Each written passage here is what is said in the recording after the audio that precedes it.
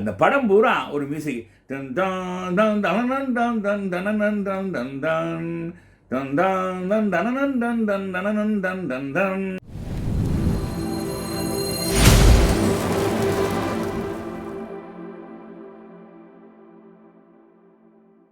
Sri media Tamil நேயர்கள் அனைவருக்கும் அன்பு வணக்கம். அதாவது புரட்சித் தலைவரின் புத்துணர்ச்சி தரும் படக்காட்சிகள், புதுமை கருத்துகள் என்ற தலைப்பிலே நாம் ஒவ்வொரு படக்காட்சியை பற்றி ஒரு அனலைஸ் என்று சொல்லலாம், அல்லது அதை பற்றி ஒரு வித்தியாசமான கோணத்தில் அதை பார்ப்பது, அந்த மாதிரி. இன்று நாம் காண இருப்பது அன்பே வா படத்தில் நாகேஷ் எம்ஜிஆர் சந்திப்பு காட்சிகள். எல்லா காட்சிகளும் அருமையாக இருக்கும் சார், ரொம்ப இயற்கையாக இருக்கும், ரொம்ப இயற்கையாக இருக்கும். ஆரம்ப காட்சியிலேருந்து எம்ஜிஆரும் நாகேஷும் சந்திக்கிற காட்சிகள் எல்லாமே அப்படியே புத்துணர்ச்சி தரும், பார்க்குறதுக்கே ரொம்ப ரசிக்க வைக்கும். அதாவது நாகேஷோட நடிப்பு வித்தியாசமாக இருக்கும், புரட்சித் தலைவர் நடிப்பு ரொம்ப ரொம்ப வித்தியாசமாக இருக்கும். இயல்பாக நடிப்பார் அவர், ஒன்றும் அப்படி பந்தாவா பணக்காரனாக தான் நடிப்பார். இத்தனைக்கும் அந்த படத்தில் பெரிய கோடீஸ்வரன், ஆனால் வந்து அமைதியாக இருப்பார், அப்படியே ரோஜா பூ மாதிரி இருப்பார், ரோஜா பூ. அப்படி ஒரு அழகு அந்த படத்தில். அந்த படம் பூரா ஒரு மியூசிக். தன் தான் தான் தனனன் தான் தன் தனனன் தான் தன் தான் தன் தான் தன் தனனன் தான் தன் தனனன் தான் தன் தான். எம்எஸ்வி அப்படியே நம்மளை மயக்குவார் இசையில்.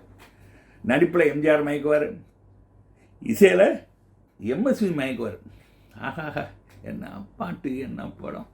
நான் பார்த்ததிலே அவள் ஒருத்தியை தான் நல்ல அழகி என்பேன், நல்ல அழகி என்பேன். நான் கேட்டதிலே அவள் வார்த்தையை தான் ஒரு கவிதை என்பேன், ஒரு கவிதை என்பேன். அந்த அப்படி சொல்கிற மாதிரி ஒரு தலையை ஆட்டிட்டு பண்ணுவார், சொல்லுவார் பாருங்க. அடடடட, அழகன் இல்லையா, பேரழகன். உண்மையான பேரழகன்னா எம்ஜிஆர் மட்டும் தான், வேற யாரையும் நம்ம கம்பேர் பண்ணவே முடியாது, கிட்டக்க யாரும் இறங்க முடியாது. இப்போவும் சரி, எப்பவும் சரி, இனி வரவும் முடியாது. அந்த பேரழகு யாருக்கும் வராது. எத்தனை வயசானாலும் அழகாக இருந்தார் ஐயா. இவருக்கெல்லாம் அந்த டைலாக் சொல்லணும், எத்தனை வயசானாலும் உன் ஸ்டைலும் அழகு இன்னும் போகலை அப்படிங்கிறத வந்து எம்ஜிஆருக்கு தான் பொருத்தமான டைலாக் அது. மற்றவங்களுக்குனா இல்லை, மற்றவங்களுக்குனா அந்த வயோதிகம் ரொம்ப காமிக்குது. வயோதிகத்துக்கு ஏற்ற மாதிரி இப்போ சில நடிகர்கள், சூப்பர் ஸ்டார்கள் வந்து அதுக்கேற்ற மாதிரி உட்காந்துட்டு போகிறது, நின்றுட்டு போகிறது, அந்த மாதிரி நடிச்சுட்டு போகிறாங்க.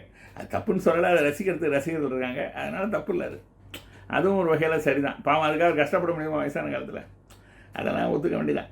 ஆனால் எம்ஜிஆர் மாதிரி எக்ஸசைஸ்லாம் பண்ணி வச்சுருந்தா நல்லா கஷ்டப்பட்டு சண்டைகள் காட்சியெல்லாம் ஈடுபடலாம். எல்லாம் இல்லையே, எல்லாம் இவர்னு நான் குறிப்பிட்டு யாரையும் சொல்ல விரும்பலை. நம்ம தமிழ் பட நடிகர்கள் பலரும் வந்து தனது கெட்ட வழக்கங்கள்னால், மது, சிகரெட், வேறு பழக்கங்கள், அதனால் அந்த நொந்து போயிடுறாங்க. நல்ல பீக்குக்கு வரும்போது அந்த கெட்ட பழக்கம் அவங்களை அப்படியே ஒரு அமுக்கு அமைக்கிறது. அதனாலேயே அவங்க ஜொலிக்க முடியாமல் போயிடுது. அதை நீங்கள் பார்த்துக்கலாம். ஆனால் புரட்சித் தலைவர் அப்படி இல்லை, தன்னுடைய கட்டான மேனியை கடைசி வரையும் காத்துட்டு இருந்தார். எப்படி சூப்பராக மதுரை மிட்ட சுந்தரபாண்டியன் கடைசி படம், அந்த கடைசி படம் வரையுமே அவர் கம்பீரமாக தான் இருந்தார் இல்லையா? எதுக்கு நான் சொல்ல வரேன், அன்பே வால நாகேஷும் அவரும் பேசுகிற போது, அதுவும் குறிப்பாக ஒரு காட்சியில் சொல்லுவார், அருமையாக பேசுவார். என்ன சொல்லுவார், இந்த வாடகைனா வாங்குறையே இதெல்லாம் அந்த புண்ணியவனுக்கு போய் சேருதா அப்படி ஒரு மாதிரி பண்ணுவார். நமக்குலாம் பண்ண அசிங்கமாக இருக்கும், அவர் பண்ணுறது ரொம்ப அழகாக இருக்கும் அப்படின்பார். போய் சேருத அப்படின்பார். அட என்னடா இது, அடிமடியில் கை வைக்கிறான் அப்படின்னு நாகேஷ் வந்து ரொம்ப கேஷுவலாக சொல்லுவார். இந்த கண்டவங்க எல்லாம் கொடுக்குறாங்களா வாடகை, அது அந்த புண்ணியவாங்கிட்ட போய் சேருதா? அஸ்திவாரத்தையும் அசிக்கிறான். ஒன்று இப்போ இதை சொல்லாமல் இருக்கான என்ன பண்ணணும் அப்படின்னோன்னா, நீங்கள் பணம் கொடுத்தா கார் கிடைக்கும் அப்படிமா, கார் வேணும் அப்படின்னு கார் கிடைக்கும்.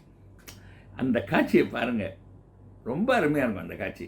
அதே மாதிரி ஜேபி வரப்புறான்னு கிளைமேக்ஸ் சீனில் இவர் வந்து எல்லாத்தையும் கொடுத்து, ஐயா காலி பண்ணி போங்கய்யா, அந்த முதலாளி இருக்கானே அந்த முதலாளி அப்படின்னு ஒரு டைலாக் வரும்.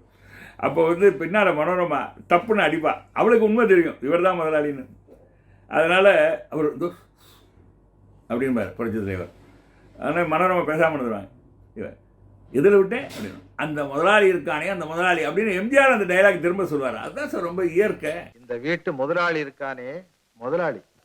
அதாவது சார் சேர்க்கத்தனமே இல்லாத ஒரு அற்புதமான படம் அன்பேவா. அன்பேவா அவ்வளவு மாபெரும் வெற்றி பெற்றதுன்னா ஏவிஎம்மோட படம். அவங்கெல்லாம் செதுக்கி இருப்பாங்க. ஏவிஎம் செட்டியார்னா சாதாரணம் இல்லை. ஒரு படத்தை எடுக்கிறதுக்குள்ளேயும் அப்பா இப்போ நான் சர்வசாதாரணமாக எடுத்து விட்றாங்க, என்னத்தையோ பார்ப்போம். அப்போ ஒரு படத்தில் காதலிக்கு நேரம்ல ஸ்ரீதர் டைலாக் நாகேஷ் மூலமாக ஒரு டைலாக் எழுதியிருப்பார், நான் என்ன எடுக்கிறேனோ அதான் படம், அதை பார்த்து தொலைகிறது உங்கள் தலை விதி அப்படின்னு. அந்த மாதிரி தலை விதியில் தான் இப்போ தமிழ் சினிமா இருக்குது. அவங்களே பாராட்டிக்கிறாங்க, அவங்களே ஆஹா ஓங்கிறாங்க. என்ன அந்த படத்தில் இருக்குது ஒன்றும் தெரியல. நான் யாரையும் கூட சொல்லலை, உண்மையை சொல்கிறேன். போய் யாருமே அதை ஒத்துப்பாங்க. நம்ம பழைய படங்களில் உள்ள பாடல்கள் இருக்கா, காட்சிகள் இருக்கா, இதயத்தோடும் அற்புதமான கதை இருக்கா? ஒன்றும் இல்லை. ஒரே வன்முறை. எவ்வளோ நாள் தான் இந்த வன்முறை வச்சு ஓட்டுவீங்க? பார்த்துக்கலாம். அதனால் அன்பேவா படத்தில் ஒவ்வொரு காட்சிகளும், அதுவும் நாகேஷும் எம்ஜிஆர் காம்பினேஷன் காட்சி பூராமே சூப்பராக இருக்கும். ஆரம்பத்துலேருந்தே துவக்க காட்சி முதல் கடைசி காட்சி வரை அவர் ஜேபின்னு பார்த்தோன்னா காலில் போய் விழுந்துருவார். அப்போ கூட எம்ஜிஆர் வந்து மன்னிச்சு விட்டுருவார். அதுதான் வந்து ஒரு அருமையான படம். அன்பேவா பாருங்கள், நிச்சயமாக வந்து அன்பேவா வந்து எத்தனை தடவை 100 தடவை 1,00,000 தடவை பார்த்தாலும் சகிக்காது சார். அந்த மாதிரி அருமையான படம் அன்பேவா. எம்ஜிஆர் நாகேஷ் காட்சிகளை பூரா பார்த்துக்கிட்டே இருக்கலாம். இப்படி ஏதாவது ஒரு காட்சிகள் இப்போ பார்க்க முடியுமா? திரும்ப பார்க்குற மாதிரி ஏதாவது படம் இருந்தால் சொல்லுங்கள், பார்க்க தயார். திரும்ப 2வது தடவை எந்த படத்துக்கு சார் போக முடியாது? முதல் தடவை கஷ்டப்பட்டு தான் சார் பார்க்க வேண்டியிருக்கு. அதனால் இப்போ உள்ள படங்களை நான் கம்பேர் பண்ணி நான் என்னுடைய நேரத்தை வீணடிக்க விரும்பலை. என்னை பொறுத்தவரையும் புரட்சித் தலைவருடைய அன்பேவா படத்தில் எம்ஜிஆர் நாகேஷ் காட்சிகளை பாருங்கள். எல்லா காட்சிகளும், எல்லா சீனும் ரொம்ப அருமையான. அந்த டைலாக் ஆகட்டும், எம்ஜிஆர் அது கொடுக்குற ரியாக்ஷன் ஆகட்டும், என்ன முகத்தில் பாருங்கள். அப்படியே உட்காந்துருப்பார், ராஜ கலையோட உட்காந்துருப்பார், ட்ரெஸ்ஸை மாற்றிட்டு, நல்லா தனியாக இருக்குது, உனக்கு யார் அந்த ரூம் தந்தா அப்படின்பா. நாகேஷ் வந்து அந்த இடத்துல கரெக்டாக இருப்பார். அது மாதிரி எம்ஜிஆர் கேட்பார், இங்கே யாரெல்லாம் இருக்காங்க, கண்டவனா இருக்கான், உன்னையும் சேர்த்து அப்படின்னு சர்வசாதாரண இருப்பார். அதாவது அங்கே வந்து கேரக்டர்கள் தான் பார்க்குறாங்களே தவிர இது எம்ஜிஆர் நான் நாகேஷ்னு பார்க்குறது இல்லை. அவங்க புரியுது அவங்களுக்கு. நாகேஷ் எம்ஜிஆர்னு பார்க்குறதே கிடையாது. கேரக்டர் ஜேபி இவர் வந்து இவர் அது என்ன முத்தையாக ஏதோ சொல்லுவாங்க, ஏதோ ஒரு பேர் வருமே, அது நல்லாயிருக்கும். நாகேஷோட பேர் அருமையாக நடிச்சுடுறார். உண்மையிலே வந்து அந்த படத்தில் நகைச்சுவை வந்து சாதாரணமாக பேசினாலே நகைச்சுவையாக இருக்கும். டைலாக்கே ரொம்ப ரொம்ப காமெடி பண்ணணும்னு நினச்சே பண்ணலை. அதில் எம்ஜிஆர் நாகேஷ் சந்திக்கிற சீன் எல்லாமே ரசித்து சிரித்து அப்படி புன்னகையோடு பார்க்கலாம். நம்ம அப்படி ஆஹாஹான்னு சிரிக்கணும்னு தேவையே இல்லை. அப்படி பார்த்து புன்னகை சிரிக்கலாம். எல்லா சீனுமே முதல் சீன்லேயே பார்த்தீங்கன்னா அந்த கார் உள்ளே வரும்போது அந்த புதிய வானம் பாடிட்டு எம்ஜிஆர் உள்ளே வரும்போது பார்க்குறம்போது அவர் ராமச்சந்திரன் வருவார், டிஆர் ராமச்சந்திரன் வருவார். அப்போ வந்து பார்த்திங்கன்னா கார்லேருந்து எடுத்து வந்தோன்னா அவர் அந்த இவர் அந்த பணியாளர்கள், அந்த பங்களா பணியாளர்கள், அவங்க அப்புறம் தானே அவர் காசிக்கு போவார். பணியாளர்கள் வந்து என்ன சொல்வார், அம்மியை பார்த்து இறக்க அப்படின்பாங்க. அம்மியான்னு கேட்பாங்க. அப்போ வந்து ரொம்ப சிரிப்பாக இருக்கும். ஏன்னா மம்மியை அம்மின்னு நினைச்சி கேட்பார். அப்புறம் யார் வேலைக்காரன் கேட்பார், யார் வேலைக்காரன், நான் வந்து ஓனர், நான் தானே இவரோட சரோஜாதேவி அப்பான்னு சொல்லி டிஆர் ராமச்சந்திரன் வந்து அருமையாக காமெடி பேசுவார். அதில் வந்து எல்லா சீனும் சார் ஆரம்பத்துலேருந்து கடைசி வரையும் பாருங்கள். அன்பே தயவுசெய்து இப்போ உள்ள இளைஞர்களும் தயவுசெய்து பாருங்கள். 100 தடவை பார்த்தாலும் சலிக்காத படம் அன்பேவா. நான் ஏன் இவ்வளோ தூரம் திரும்ப அன்பேவா பற்றி சொல்கிறேன்னா, அப்படியே மைல்டாக இருக்கும். மைல்டான படம், அருமையான படம். ஏசி திருலோகச்சந்தர் எம்ஜிஆர் இயக்கிய ஒரே படம் அன்பேவா தான். ஆனால் அதில் பார்த்தீங்கன்னா அன்பேவா அன்பேவா அப்படின்னு கடைசியில் முடிச்சிருப்பாங்க. உள்ளம் என்றொரு கோவிலிலே அப்படின்னு பாடுவாங்க, ஜாலியாக பாடுவாங்க. அந்த கிளைமேக்ஸ் அந்த பார்த்தீங்கன்னா இன்னொன்று முக்கியமானது, எல்லோரும் படம் முடிகிற போதே கிடக்குன்னு வெளியில் நின்று வந்துடுவாங்க. இதில் வந்து கடைசியில் ஒரு பாட்டு வச்சுருப்பாங்க. அந்த காலத்தில் பல படங்களில் இருக்கும். கடைசிலையும் வந்து ஒரு பாட்டு, எம்ஜிஆர் பாட்டு, அந்த அன்பேவான்னு பாட்டு. அதையும் நின்று ரசிகர்கள் ரசிப்பாங்க, ரொம்ப நல்லா ரசிப்பாங்க. அப்படியே சுற்றி வருவாங்க.